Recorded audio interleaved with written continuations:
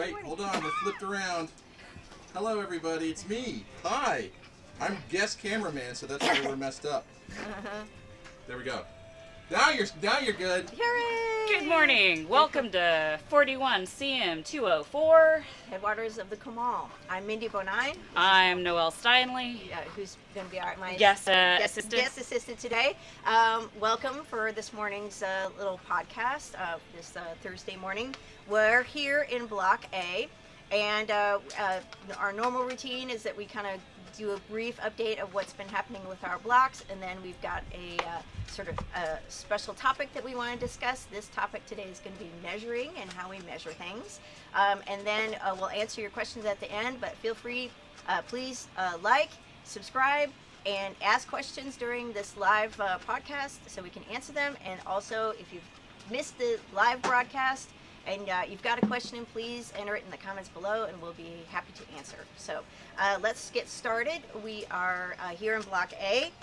So far in Block A, we've excavated about 30 cubic meters in this block. That's 100,000 pounds of dirt. So we can see how much we've been able to dig out. I am currently standing on feature 55, which is our big, giant burned rock blanket that's been covering this entire block at the same depth. But I wanted to point out that we're encountering a second blanket of burned rock that is below the first blanket. That's right down here. Because we're lucky like that. That's right. So I think we're capturing the very tail edge of it. You kind of see it's petering out from one end of this unit to the next. We're expecting it to continue on underneath the top blanket. We're going to be sort of excavating out the next layer. And then in addition, we have a couple little tiny burned rock features that are here in the corner that we're trying to sort of move out and things like that. And those will probably be our next week's featured feature. So let's move out. The Block C is, I've mentioned many times before, is kind of our troubling block. It's even more troubling now. We think it's cursed at this point. So there is a 10-inch water pipe that's adjacent to that excavation block that It decided to burst on Sunday. Yep, Sunday So night. that was great to come back to. So we came back to a completely waterlogged sort of Block C and all the adjacent soil around it. So the NBU people have been here diligently excavating things out and trying to stop up the leak. But that's kind of like yet another item that we kind of have to wait and let things dry out and things like that before we can get back to Block C, so it's still closed. Block D is currently, it is my block. Yeah, it's a very nice block. It does not have these massive rock features in it anymore. We've already dug through them. It is currently closed until we can get shoring in there because we are trying to get up to our OSHA standards, all that good stuff. So we can't get back in it until they put walls in for us so that nothing falls in on us when we get back in there to start working again. You'll see a lot of changes by when we go and film there next time. In fact, that's what Josh was doing just a few minutes ago. So that's the update on our blocks this week. We're going to move on to our next segment about measuring. We do multiple ways of methods to measure information, and the lump reason why, and again we've mentioned this a few times before, is that archaeology is a destructive science. When we dig something out, we can't take it but put it back together. So we try to get as much information out of when we're digging things out as accurate as we can, so we can sort of piece things together either on paper or digitally, 3D modeling, which is a great addition to our profession. And the way that we can be able to make all those models is through accurate measuring. So we are going to begin just sort of go through the steps very quickly. When we're doing a block excavation like this, or even a 1x1 unit, we have these datum. We call them datums. It's a stick that has a string that is attached to a very specific height. And so this is 194.0 meters is where this string right here is. And we measure that with our other methods of measuring to make sure that we know that this is exactly 124 meters above sea level. And so we use this string and attached to line level to measure the depth of the blocks as we are digging them out. And you may have seen in some of our previous blogs, when you see people working in the background, you'll see them pull this out and a measuring tape. And we just measure the depth based on the line level. And we mark that information down on our paperwork. So we'll know sort of how deep we excavate out. We dig our 10 centimeter levels. This is how we determine what's a 10 centimeter level, where we begin and where we end. Also, we use this to mark sort of special features, artifacts that we find. We mark on our maps. Oh no, shoot! I forgot the grid thing. Oh, that's all right. That's okay. That's kind of the number one reason and we use to integrate with the other measuring techniques that we use. So we're going to go ahead and hop out and move over to our equipment that we have set up over here. You may have also seen these set up in our previous videos, and now we're going to explain what they are and how they work. So, all right, come on. Let's go. Yeah. There's everybody working over there. Sounds good. So Mason's going to use the camera. He's going to help walk us around. Yes. We'll then talk about GPS. Yeah. All right. Whew. So while we walk through the mud, trying desperately not to die or fall into the hole. Hi, Josh. Hi, guys. Oh. Here, hold on one sec. Oh, that's mine. Say hi, Josh. Hi, how's it going, guys? Okay, Noelle, you want to talk about GPSs? So, we don't really use GPSs here while we're doing this kind of archaeology because we have all of our big setups with our datums. But when we do other whenever we are out walking our giant lines doing transects, then we'll use a GPS, which is going to be a lot less accurate in the scheme of things, but it's the best we can do without spending $10,000 on much bigger machines. These are accurate to about 10 feet, right? About 10 feet, and so we also use UTMs rather than lat long because we like to be different. And again, everything is done in centimeters, meters, and kilometers because again, we use the British system of measurement for archaeology. So that's that's the gross level of measuring. By gross, I mean our margin of error is really quite large when we're using these handheld GPSs. That's, if I may, yes, that's essentially the same GPS as like people have in their cars or in their phones. That one's just a little bit different because it has a screen on it that you can map things and record what you find. So I guess the best sort of comparison I can make is that if you're in your car and you're driving down the highway and your GPS thinks that you're on the frontage road as opposed to on the highway, that's kind of the level of margin of error that we're talking about. So that's to be expected with the types of GPSs that are both in our cars and these handheld units. Could I trouble you to explain briefly how GPS works? So GPS is the Global Positioning System. So basically, we have this, we turn it on. Hopefully, it's not cloudy. If it's a little cloudy, it's going to take a while. But this will bounce off the satellites. Satellites send In the the signal sky. In the down. sky, and they send the signal back down, and they are going to give us. So they're going to triangulate based on how, like if we can get how many satellites they can talk to, the satellite knows where it is in time and space. And so it talks to the GPS, and they talk to each other. And the more satellites we have, the more accurate our our location is going to be. calculations. And it will tell, the satellite is basically telling us where we are, where this unit is. It does. Yeah. And if we're Sometimes holding we it, lose it. It knows where it is. We don't know where it is. It's very sad. So, But kind of like the radiocarbon dating from last time, we don't have to necessarily know exactly how it works. We just have to know you that have it to does know that work. it does. Yes. Like as far as like the operating system that's loaded onto this that is allowing it to talk to those satellites. Again, it's those GPS manufacturers that know how all that works. We're like people with our cars and GPS and the GPS on your phone. You know, we just know that in general how all that works. So.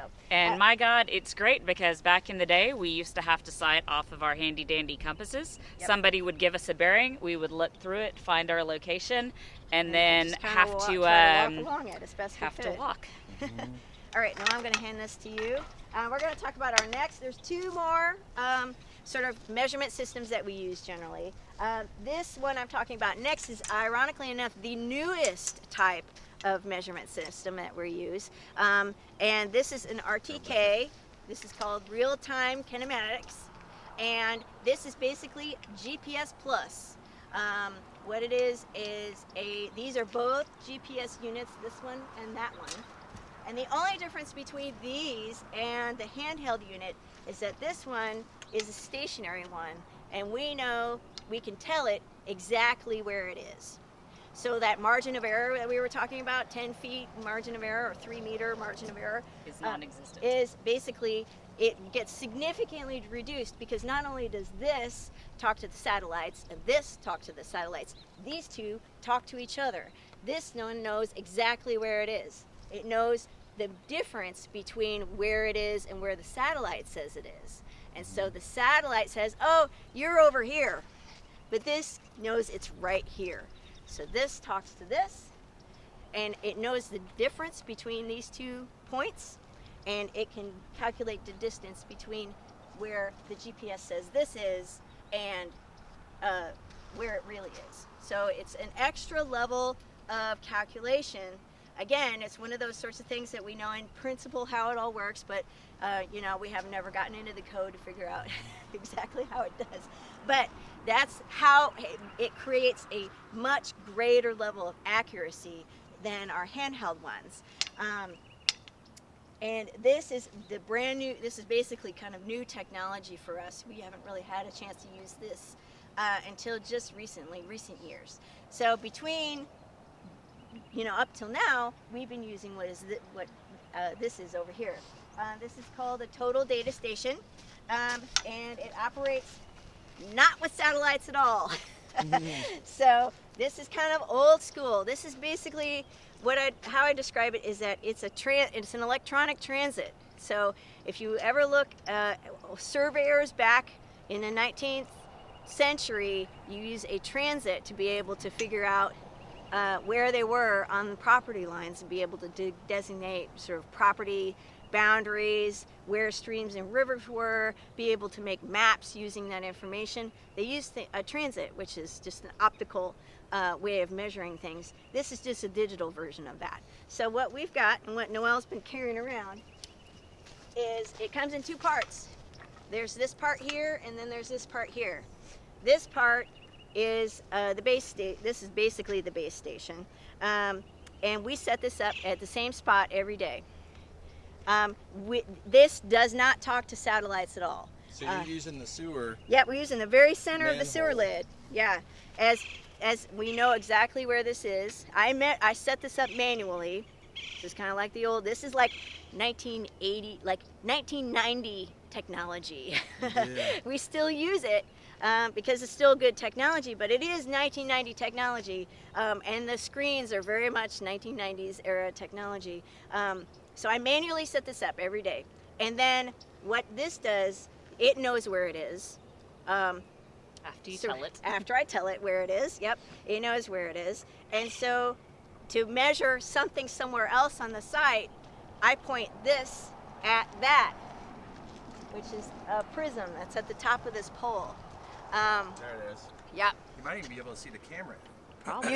You might be able to. You see, yeah, there's me. Hi. Hi. See, yes. This there it thing- Very fancy. Shoots a laser between here and there, and the laser goes ding ding ding ding ding ding ding and bounces back to the unit, and the unit records at what angle, and it's sort of positioned 360 degrees where that prism is. And so we know we also kind of measure between here and here, so it measures, it really is measuring this point right here at the very bottom of the transit, because I told it how long this is. So it gives us because it's a laser, and because we have everything level, and because we told it exactly where it is in time and space, it can calculate where the bottom of that point is down to a centimeter. And I've actually tested it sort of many times while we're out here. You can get it to, if you're like an expert, you can get it down to a millimeter.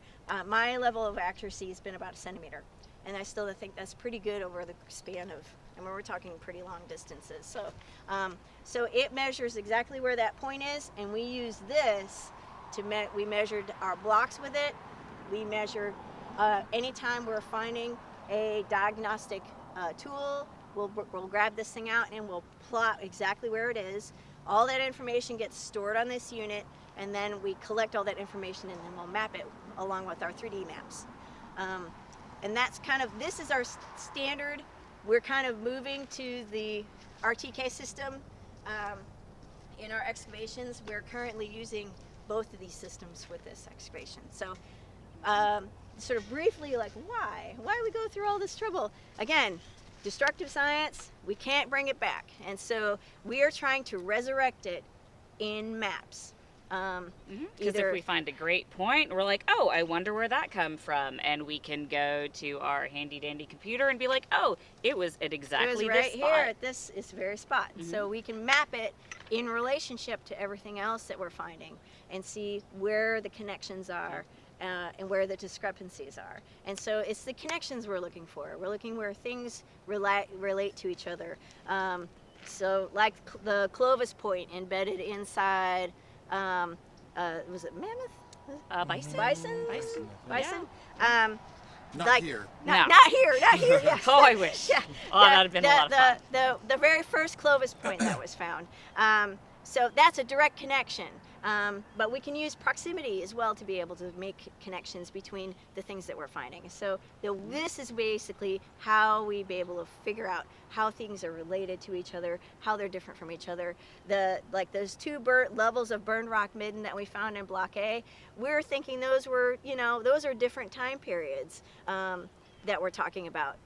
Similar sorts of things, but different time periods. When we do all the computer modeling, we'll be able to figure out sort of how those things are disconnected and how they're connected. So, does anybody have no questions so far? So far, okay. I am curious. Yeah. If hopefully they can hear me. Yeah. Has anyone, including y'all, seen the Spider-Man movie yet?